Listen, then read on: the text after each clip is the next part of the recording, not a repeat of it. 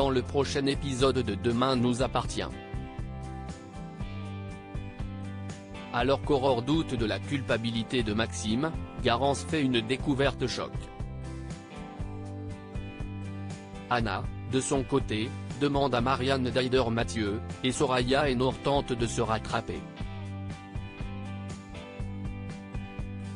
Capture d'écran TF1. Attention, les paragraphes qui suivent contiennent des spoilers sur l'épisode de Demain nous appartient diffusé demain soir sur TF1.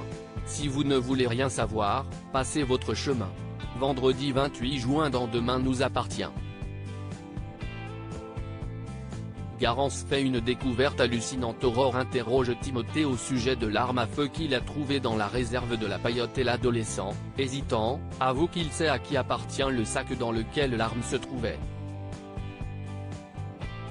Il s'agit du sac de sport de Maxime. Dépités par cette nouvelle preuve, les Delcourt font une fois de plus le point avec Christophe, et Marianne se permet de dire qu'il n'est peut-être pas l'avocat idéal pour défendre Maxime. Il leur faut un ténor du barreau selon elle. Mais Chloé refuse de choisir un autre avocat. Au commissariat, Aurore et Martin doutent de plus en plus de la culpabilité de Maxime, qui d'après eux n'a pas le profil d'un meurtrier. Ils pensent donc qu'ils ont raté quelque chose et Aurore décide d'aller interroger Maxime en prison. Comprenant que la découverte de cette arme l'accable encore un peu plus, Maxime finit par avouer qu'il s'est baladé sur la plage entre minuit et 4 heures du matin la nuit de la disparition d'Olivier, afin de réfléchir à sa relation avec Clémentine. Mais, évidemment, aucun témoin ne peut confirmer ces propos. Plus tard, alors qu'Alex apprend de la bouche de Bilal et de Virginie que l'arme retrouvée dans le sac de Maxime est sûrement celle que Jules avait prise dans les affaires de Danieli et emmenée avec lui au lycée, Chloé rend visite à son fils en prison. Maxime comprend rapidement que ses parents le croient coupable et craque complètement.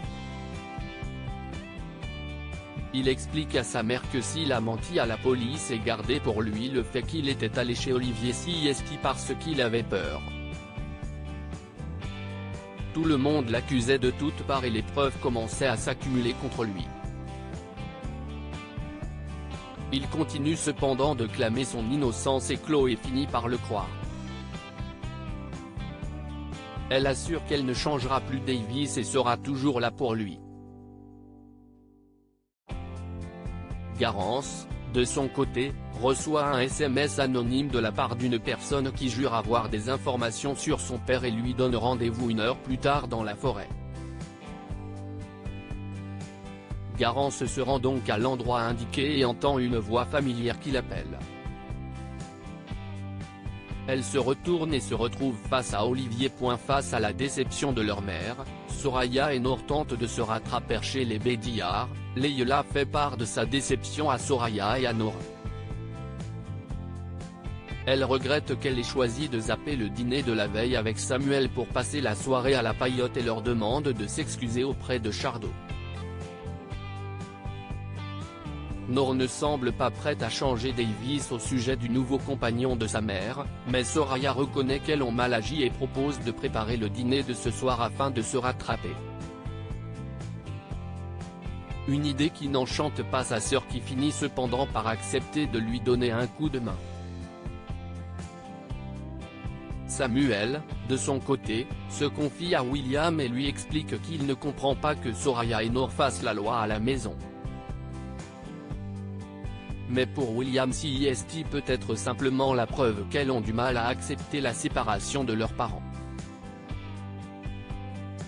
Le soir venu, alors que Leïla, Nour, Soraya, et Rémi sont prêts à passer à table, Samuel se fait attendre et Nour en vient à penser qu'il se venge pour leur rendre l'appareil. Mais heureusement, Chardot, qui était retenu à l'hôpital, finit par arriver et le dîner se passe plutôt bien.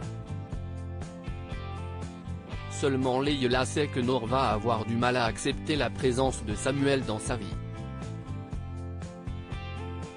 Mais ce dernier promet qu'il va tout faire pour que les choses s'arrangent.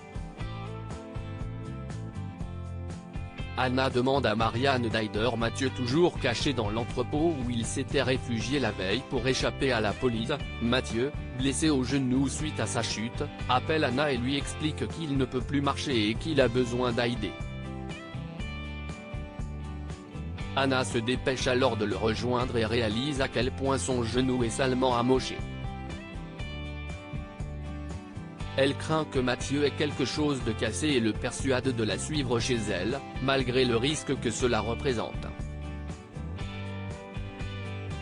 Anna se rend ensuite à l'hôpital et demande à sa mère de soigner Mathieu. Marianne ne revient pas et refuse d'aider celui qui leur a fait vivre un cauchemar lors de la prise d'otage.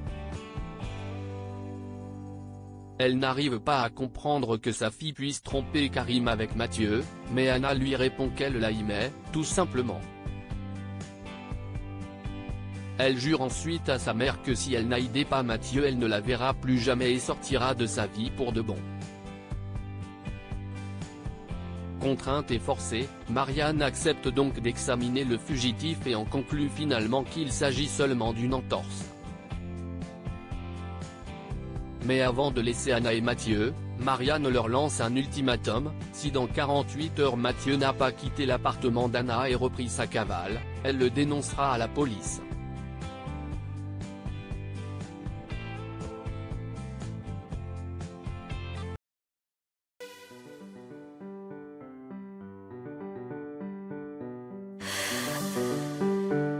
The man I love just had